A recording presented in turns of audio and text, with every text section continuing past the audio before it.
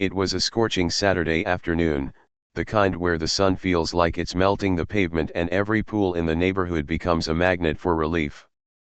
I had been looking forward to one thing all week, finally taking a long, peaceful swim in my own backyard pool. The water glistened invitingly under the blazing sun, the perfect escape from the chaos of life. But I had no idea that today, my private sanctuary would be hijacked in the most outrageous way. Around 2 p.m., I noticed movement at the edge of my property. Peeking through the blinds, my jaw dropped. There she was, HOA Karen, the queen of unsolicited advice and passive-aggressive notices, grinning like she owned the place. But this time, she wasn't alone. She had brought a group of friends, all laughing and chatting as they made their way toward my pool, completely ignoring the private property sign I had installed weeks ago. My heart raced. My personal space, the one place I felt I could truly relax, was about to be invaded. And the best part? Karen had that smug, self-righteous look, as if she were performing some kind of neighborhood justice. I quickly weighed my options. Confrontation. That would have escalated into a full-blown HOA nightmare. Calling the police? They might take forever and Karen would use it as an excuse to file complaints. No, this required strategy, patience, and a little, poetic justice. I walked calmly to the side gate that separated my yard from the cul-de-sac. With a sense of controlled fury, I turned the lock, hearing the satisfying click echo in the quiet suburban street. I returned to my porch, sitting back with a cool drink in hand, feeling a mix of triumph and anticipation. Karen and her friends were now trapped on the other side, their laughter faltering into confusion as they tried the gate. The air felt electric, like the moment just before a storm breaks. I could see Karen's eyes widen, a flash of panic replacing her usual smugness. She tried to negotiate, waving her hands and calling out, but the gate was secure. And that's when the chaos began. Towels flew, sunglasses slipped into the water, and Karen's friends scrambled to figure out how to reclaim control over a pool that was clearly not theirs. I sat back, sipping my drink, reveling in the spectacle, every awkward attempt at domination making me smile wider. Today, my backyard had become a theater, and I was both director and audience. Karen's smug composure was crumbling faster than I could have imagined. The gate stood firm, a silent guardian of my backyard. I watched from my porch as she tried every trick in her handbook, from polite persuasion to thinly veiled threats, but the lock wouldn't budge. Her friends, initially laughing, were now scanning the area for alternate escape routes, their amusement quickly turning into mild panic. I felt a strange sense of satisfaction, knowing that I wasn't just defending my property, I was giving them a lesson they'd never forget. One of Karen's friends, a tall man with a ponytail, attempted to scale the side fence. He froze halfway up, wobbling like a newborn deer, before realizing that the backyard was designed with strategic landscaping that made climbing impossible. Meanwhile, Karen waved her arms dramatically, demanding I unlock the gate immediately while maintaining a tone that suggested she was somehow above the law. I raised an eyebrow, pretending to consult an invisible rulebook, adding a layer of theatrical suspense to the scene. Their initial confidence began to crumble further when a neighbor walked by, pausing to witness the unusual spectacle. She raised an eyebrow, muttered something about HOA chaos, and continued down the street. Karen shot her a glare that could melt steel, but it didn't change the fact that they were trapped. Karen's friends now resorted to desperate tactics, tossing pool floats over the gate, attempting to create leverage, and calling out for help from the cul-de-sac. Each attempt only added to the absurdity, and I couldn't help but chuckle. I decided to amplify the moment. Pulling out my phone, I set it to record. If social media taught me anything, it's that videos like this could go viral, showcasing the spectacle of entitled HOA members confronting a locked gate. Karen noticed my phone and froze for a split second, realizing the narrative was no longer under her control. Her friends began muttering among themselves, some pointing fingers, others whispering frantic plans. But nothing would work, not today, not in my backyard. As the sun climbed higher, the pool water shimmered like a mirror, reflecting the chaos above. Karen's face turned red from equal parts sun and frustration, and her friends' flailing attempts made them resemble overgrown children at a playground. From my vantage point, I could savor every moment, the tension, the confusion, and the irony of an HOA enforcer being outsmarted by a simple lock. It was almost poetic justice in motion, a slow-burning comedy that only I could direct. And as I sipped my drink, I realized this wasn't just about a pool, it was about control, respect, and boundaries. Today, I was standing my ground, and Karen was learning a lesson she'd likely repeat in her nightmares. The stage was set for the next act. By now, the scene in my backyard had attracted a small audience. Neighbors peeked from behind curtains, children paused their games, and even the mailman lingered a little longer than usual. Karen, clearly sensing the growing attention, tried to reclaim her authority. She waved her arms dramatically, bellowing about community standards and neighborly respect, but her voice was drowned out by the chaotic chorus of frustrated friends scrambling to find a solution. I could see the beads of sweat forming on her forehead, not from the sun, but from the sheer panic of losing control. One of her friends attempted a daring move, trying to reach the pool via the hedge that separated our yards. Halfway through, the branches snapped, leaving him entangled and flailing like a fish out of water. Karen's shrieks of outrage were almost operatic, echoing across the cul-de-sac as her friends struggled to free him. I couldn't help but laugh quietly behind my porch, taking a slow sip of my drink, feeling like a conductor watching his symphony of chaos unfold perfectly. Karen then tried a more subtle tactic, negotiation. She approached the gate, attempting to charm me with that insufferable smile she thinks can manipulate anyone. "We're just trying to enjoy a little fun," she said, voice dripping with faux innocence. "You don't want to ruin community harmony, do you?"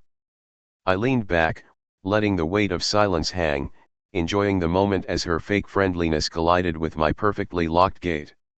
Her friends, seeing no progress, began muttering amongst themselves, plotting strategies that ranged from absurd to outright impossible.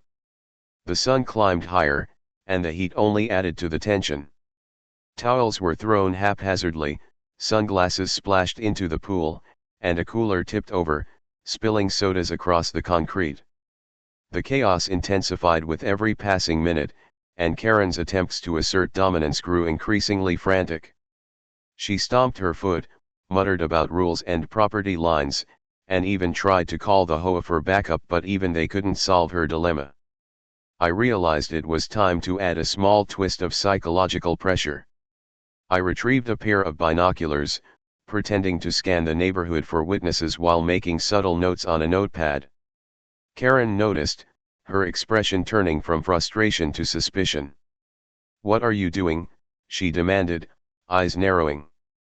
I shrugged innocently, giving her no answers but conveying the unspoken message: the power was no longer hers. The scene had evolved into pure spectacle, an entitled HOA member and her friends trapped by a simple gate, reduced to a flustered, panicked, and utterly ridiculous display. From my porch, I savored the irony, realizing that boundaries, patience, and a little strategy could turn chaos into art. Today, my backyard wasn't just a pool, it was a stage, and I was directing the most satisfying act of all. By late afternoon, Karen's frustration had reached a new level. Her confident, queen of the HOA facade had crumbled entirely, replaced by frantic energy and a desperate need to regain control. She was pacing, flailing, and occasionally shouting instructions to her friends, as if sheer volume could magically dissolve the locked gate. The backyard had become a battlefield of wills, and I was sitting comfortably on my porch, drink in hand, savoring every second of this suburban theater. Karen's friends, once laughing and joking, were now equally flustered. They tried negotiating among themselves, whispering ideas about climbing, jumping, or even breaking something to escape. Each plan seemed more absurd than the last, and every attempt ended in failure. I could hear muttered curses and the occasional splat of water as one of them leaned too far and toppled into the pool.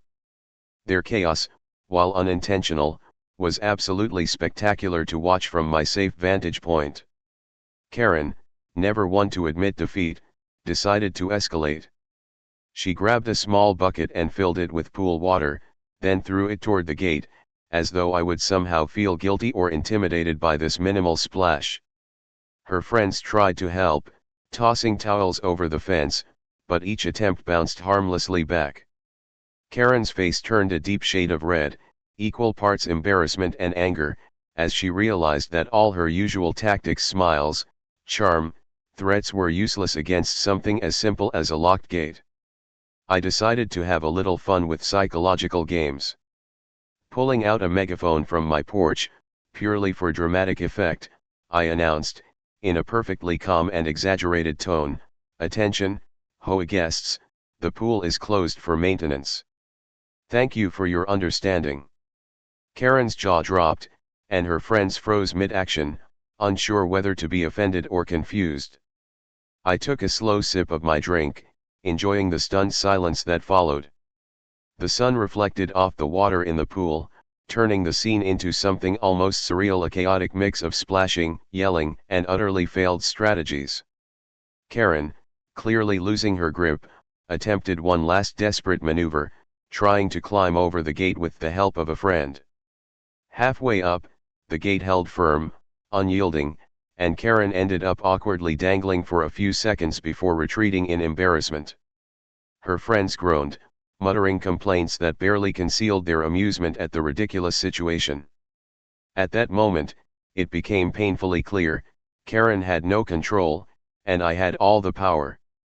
The chaos, the flailing, the frustration, it was all mine to observe, and every second was sweeter than I could have imagined.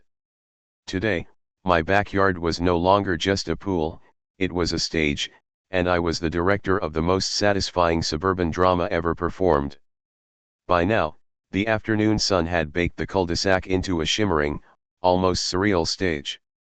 Karen, visibly exhausted but far from defeated, realized that brute force alone wouldn't reclaim the pool. Her smirkless face twisted into something more cunning, a calculated attempt at manipulation. She turned to her friends and whispered urgently, plotting a coordinated effort to guilt-trip, persuade, or intimidate me. It was clear she believed her community authority could bend reality. Her first move was subtle but audacious. She called out over the locked gate, using a tone of faux sympathy, as though I was the unreasonable one. "We're just here to enjoy the sunshine," she said, "and you're ruining our day. Surely you care about the neighborhood spirit." The words dripped with insincerity, but her delivery carried a rehearsed charm. I leaned back in my chair, pretending to consider her plea, and sipped my drink slowly. Karen's friends, now reluctantly following her lead, added their voices. One began mentioning how neighbors talk and how awkward this could get in the HOA records, while another tried to appear remorseful, saying things like, "We didn't know it was such a problem." I kept silent, letting their collective guilt-mongering hang in the air, turning it into a pressure cooker of frustration and confusion. Every glance I gave was measured, calm, and unyielding. Seeing that the guilt tactic had minimal effect, Karen escalated her strategy. She started pacing along the fence, flapping her arms dramatically, attempting to feign distress. "I just wanted a fun day," she exclaimed. "Is that so wrong?" Her friends nodded frantically, hoping their performance might sway me. Meanwhile, the sun sparkled off the pool, highlighting their frantic gestures and wet hair, turning them into a bizarre tableau of suburban absurdity. I decided to play along, adding a touch of theatrical irony. I grabbed a lounge chair, placed it directly facing the gate, and pulled out a notebook, jotting observations as if documenting some important experiment. Karen's eyes darted toward me, confusion flickering across her face. Did she really think her manipulation could succeed? The sheer audacity was almost impressive, but ultimately ineffective. Minutes stretched into what felt like hours. The combination of heat, effort, and embarrassment was taking its toll on Karen and her friends. Their flailing, shouting, and plotting had transformed into a slow-motion spiral of frustration, each failed attempt a testament to my unwavering control. From my porch, I could see the realization beginning to dawn on them: no amount of pleading, threatening, or scheming could undo the simple fact that the gate was locked, and my boundaries were non-negotiable. At that moment, I knew the climax of this backyard drama was approaching. Karen's desperation would either peak or collapse entirely, and the stage was set for the next, most dramatic chapter yet. By late afternoon, the tension in my backyard had reached a boiling point. Karen's earlier attempts at manipulation had failed spectacularly, and now a new sense of urgency had overtaken her frantic gestures. Sweat dripped down her forehead, and her friends were beginning to mirror her desperation. The once playful invaders of my pool had now become a chaotic, flailing army of entitlement struggling against a simple locked gate. From my porch, I could see the storm building, a mix of embarrassment, frustration, and disbelief in their eyes. Karen, ever the strategist, decided it was time to escalate. She began pacing rapidly, muttering under her breath, clearly planning some kind of final gambit. Her friends whispered suggestions, some ridiculous, some dangerously creative: scaling the fence, using pool equipment as makeshift tools, or even attempting to climb over the roof of a nearby shed. Each idea was more absurd than the last, and each one failed before it could even begin. I leaned back, trying not to laugh too loudly, savoring the absurdity of it all. Finally, Karen called a meeting in the middle of the yard, her arms raised like a general rallying troops. "We can't let this end like this," she shouted. "We have to take control." Her friends nodded, fear and determination mingling in their expressions. It was almost heroic in a very diluted, incredibly misguided kind of way. The pool, still glistening temptingly behind the locked gate, became a symbol of power and frustration, a prize just out of reach. Then came the audacious moment. Karen decided to attempt a literal climb over the gate, aided by one of her tallest friends. They teetered dangerously, every movement tense and awkward. I watched with the patience of a seasoned audience, noting every misstep. The gate, of course, was designed to withstand much more than a couple of desperate HOA enthusiasts. Karen's plan quickly backfired, leaving her dangling in a humiliating display that could only be described as slapstick in slow motion. Her friends tried to help, only to entangle themselves further, creating a tangled, chaotic heap on my carefully landscaped lawn. Seeing this, I realized that I had reached the peak of backyard entertainment. My private oasis had transformed into a theater of chaos, a spectacle of entitlement versus boundaries. I sipped my drink, observing each exaggerated gesture, each frustrated shout, and each failed attempt to conquer a locked gate. Karen's fury was almost palpable, but her control over the situation had evaporated entirely. The sun began its slow descent, casting long shadows across the yard. I knew the final act was approaching. Karen would either find some new, ridiculous scheme, or collapse entirely under the weight of her own hubris.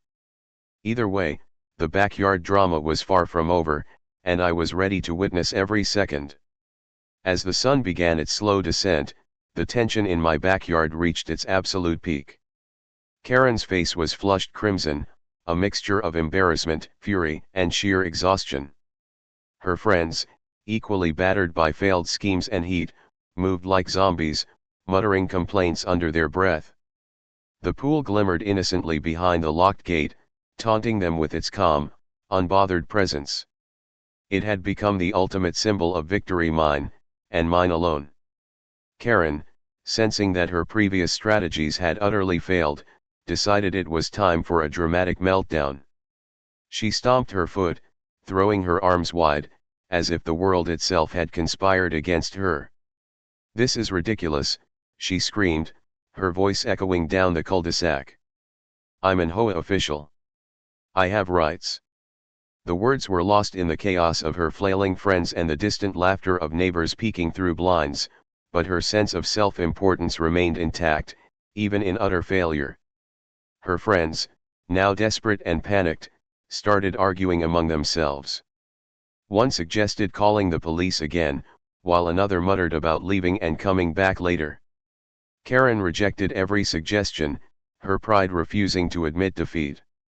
She paced back and forth like a caged animal, the epitome of entitlement colliding with reality. Every step she took seemed to escalate the absurdity, turning her meltdown into a theatrical performance of frustration and humiliation. I decided to add just a touch more drama. Pulling out my camera, I began narrating her actions in a mock-serious tone, as if providing commentary for a wildlife documentary. "Observe the suburban predator in her natural habitat," I said aloud, the words carrying across the yard. Karen froze mid-gesture, glaring at me as though I had personally insulted her. Her friends paused too, unsure whether to laugh, cry, or continue plotting. The situation had officially entered peak chaos. Then came the moment that would define the entire afternoon. Karen, in a last-ditch attempt to regain control, climbed onto the poolside ledge, teetering dangerously, trying to appear commanding. Her friends followed hesitantly, creating a precarious chain of flailing limbs. I held my breath, though safely on the porch, watching as the entire scene resembled a suburban slapstick routine rather than a serious attempt to assert authority. And as they teetered, shouted, and waved, the ridiculousness of the situation hit its peak. From my vantage point, sipping my drink, I realized this was the ultimate moment. Karen's meltdown had become a full-blown spectacle, a perfect mix of comedy, chaos, and vindication. The battle for my backyard was won not by confrontation, but by patience, strategy, and a single locked gate. The chaos had finally begun to settle, but Karen's meltdown left an unmistakable mark on the afternoon. Her friends slumped around the poolside, dripping wet and exhausted, while Karen herself collapsed onto the concrete in a dramatic heap, muttering complaints under her breath. The air was thick with tension, humiliation, and the faint smell of sunscreen and spilled soda. From my porch, I could finally breathe, knowing that the gate had achieved exactly what I had intended, a lesson in boundaries that they would never forget. Karen's earlier confidence had completely dissolved. Her once commanding voice was now reduced to muttered gripes and desperate attempts to rationalize what had just occurred. "This is temporary," she said, though even she sounded unconvinced. Her friends exchanged awkward glances, silently acknowledging that their day of entitlement had crashed spectacularly against a simple locked gate. The pool, calm and shimmering in the late afternoon sun, remained completely untouchable, a silent reminder that some boundaries are non-negotiable. I decided to maintain a sense of narrative control. Pulling out my camera once again, I captured the aftermath of the chaos. Karen sprawled dramatically, friends attempting to clean up towels and scattered belongings, and the pool sparkling undisturbed behind the locked gate. It was a perfect visual summary of the day's events, the culmination of patience, strategy, and a little well-placed humor. Even I had to laugh quietly at the absurdity, appreciating the sheer theatricality of it all. The neighbors who had been quietly observing now began to speak. Whispers of amusement and incredulity floated through the cul-de-sac. One child asked if it was a show while a passerby laughed about Karen's pool drama. Each comment reinforced the lesson: Karen's arrogance had been exposed, and the spectacle had become a shared story among the community. My backyard had transformed from a private sanctuary into a stage, and I had directed a master class in poetic justice. Karen, finally realizing that no further theatrics would succeed, gave one last dramatic sigh and huffed toward the sidewalk. Her friends followed, muttering complaints but clearly defeated. The chaos had ended, but the memories and the embarrassment would linger. I remained on my porch, savoring the silence, sipping my drink, and enjoying the view of a pool finally at peace. As the sun dipped lower, casting long shadows across the yard, I reflected on the day. It wasn't just about a locked gate, it was about boundaries, respect, and the satisfaction of standing firm. Karen had learned her lesson, albeit the hard way, and my backyard had remained mine, untouched and triumphant. As the sun began its slow descent toward the horizon, casting a golden glow across my backyard, the remnants of the day's chaos finally faded. Karen and her friends had retreated to the sidewalk, their energy spent and their pride thoroughly bruised. The pool, now calm and sparkling, reflected the evening sky, untouched and serene, my sanctuary once again secured. Sitting on my porch, I allowed myself a quiet smile, savoring the victory. The aftermath was almost surreal. Towels were scattered across the lawn, sunglasses floated in the water, and a few errant flip-flops had found themselves wedged in the shrubbery. The air carried the faint scent of chlorine mixed with spilled drinks and heated frustration, a reminder of the epic showdown that had unfolded. I could hear distant murmurs from neighbors, whispers of disbelief and laughter, as word of the HOA pool drama began circulating. It was as if the neighborhood itself had become part of the story, witnessing an act of poetic justice unfold in real time. Karen, ever dramatic, cast one last glance toward my yard. Her face was a mix of fury and disbelief, and I knew that the scene would linger in her memory far longer than she would like. Her friends, equally humbled, shuffled silently behind her, offering muttered apologies and awkward explanations. I sipped my drink, letting the silence speak louder than words ever could. The battle was over, and the victor was clear. Boundaries had been defended, respect had been demanded, and my backyard had emerged unscathed. Reflecting on the day, I realized that the power of patience, strategy, and a single locked gate had transformed what could have been a stressful confrontation into a spectacle of satisfying justice. It wasn't about humiliating Karen, though that had been an entertaining side effect. It was about standing firm, asserting ownership, and ensuring that my space remained mine. The pool wasn't just a body of water anymore, it was a symbol of control, a testament to careful planning and measured action. As the last rays of sunlight shimmered across the water, I allowed myself a final glance at the scene. The yard was quiet, peaceful, and mine once again. Karen and her friends had gone, leaving behind the chaos and leaving me with the satisfaction of a battle well won. In the end, it wasn't just about locking a gate, it was about taking a stand, protecting what's yours, and watching as justice, in its most suburban and entertaining form, unfolded perfectly. With that, I leaned back, finishing the last of my drink, and smiled. Today, my backyard had been defended, my pool had been preserved, and my story had become legend.